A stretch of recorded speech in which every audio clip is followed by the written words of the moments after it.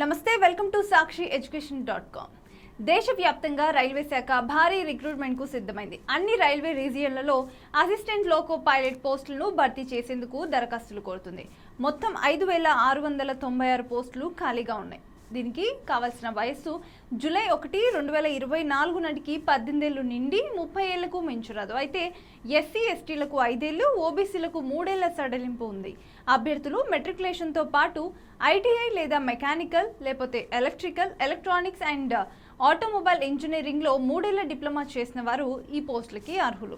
CBT 1, CBT 2, computer based aptitude test, document verification, medical examination ఆధారంగా అభ్యర్థులను ఎంపిక చేస్తారు.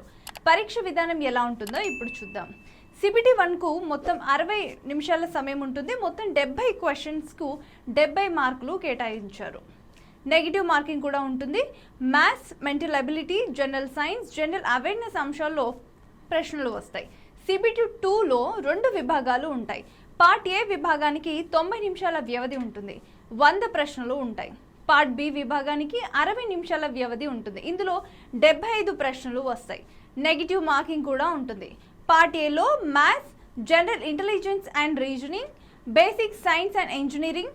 పార్ట్ బిలో సంబంధిత ట్రేడ్ సిలబస్ నుంచి ప్రశ్నలు అడుగుతారు.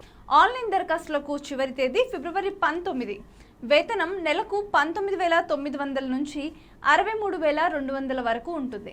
మరిన్ని వివరాల కోసం అఫీషియల్ వెబ్సైట్ను సంప్రదించండి.